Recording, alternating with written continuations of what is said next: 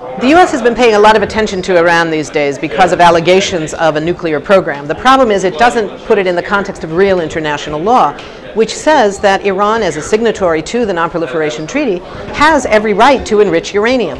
The U.S. says, well, we don't trust Iran, so therefore we have the right to say they can't enrich uranium. But that would be like saying that the U.S. gets to police the whole world and say that treaties don't matter, guarantees from the international law perspective don't matter, that the only thing that matters is who we like and who we don't like.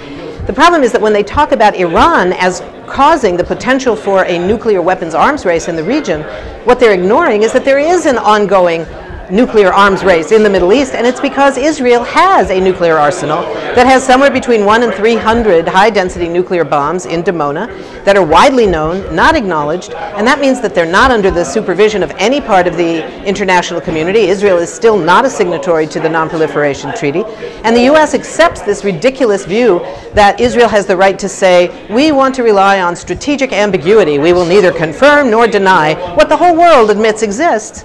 And that's what's causing a nuclear arms race in the Middle East. So that's what we have to be dealing with. When the U.S. talks about the danger of a nuclear arms race, that's where it's coming from. Other countries are trying to build weapons of mass destruction of all kinds that are sort of the poor countries' nuclear weapons. But what they also forget is that the U.S. itself is on record supporting a weapons of mass destruction free zone in the Middle East, which of course is even bigger and broader than a nuclear weapons-free zone. That's in one of the resolutions that ended the Gulf War in 1991. The U.S. drafted the language, Article 14, and it says that we should be working towards creating in the Middle East a zone free of all weapons of mass destruction and the missiles to deliver them. But the U.S. never makes good on that promise. So is that not a legal obligation also? It's a legal obligation. This is a binding obligation. It's a Security Council resolution, which is binding in international law. It's not just advisory. The U.S. drafted that language. It led the signatories, and it's bound by that. It's violating it every day of the week.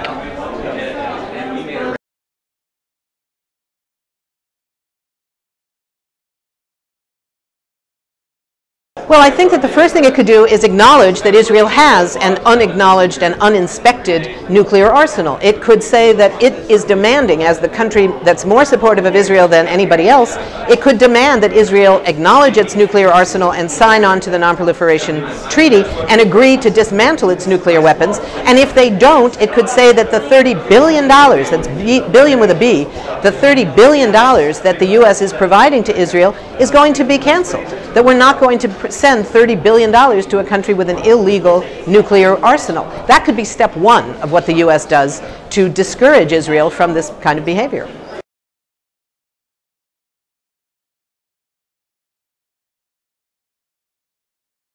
The reality is that what Iran is doing is completely legal in international law. It's legal under the Non-Proliferation Treaty.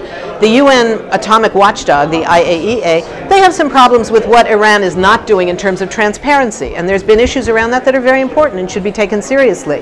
But I think that the bottom line is that the nuclear tensions in the region have far more to do with the reality of the Israeli nuclear arsenal than it does with the potential future that sometime down the line Iran might decide to do the opposite of what it has claimed it is obligated to do under its own laws and under the laws of Islam, which is to not have a nuclear weapon.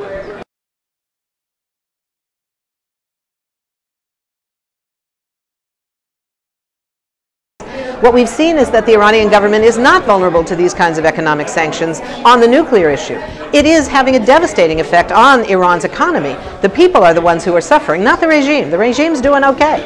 They're not the ones who suffer by these sanctions. And if the U.S. imposes new sanctions that focus on not allowing Iran to import gasoline, which it doesn't have the capacity to refine on its own, it will be an even more devastating impact on the people in Iran. That's not going to lead to a more conducive environment for negotiations. That's going to make everything worse in Iran. What we need to be doing is not moving towards more sanctions, but moving towards diplomacy, moving towards negotiations. The Iranians have been very clear, including the top Iranian officials on their nuclear policy, that they are willing and eager to negotiate. It's up to the U.S. now to say, okay, we can do this. The possibility of enriching the uranium that Iran has at 3%, enriching it up to 20% to use for their research reactor, doing that somehow outside Iranian territory, is definitely on the table. But the U.S. has made the decision that somehow they don't like the new negotiating position of Iran, so they've said, no, there's no possibility of this. There is a possibility, and it should be further investigated.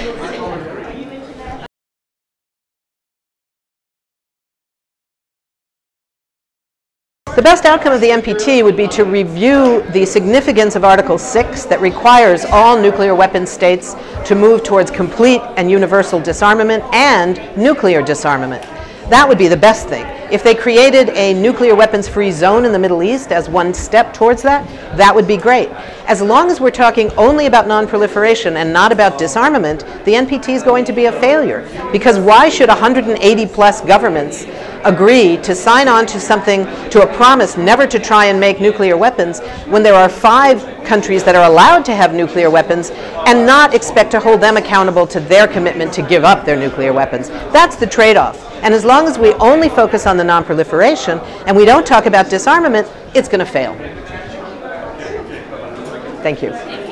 Thanks a lot.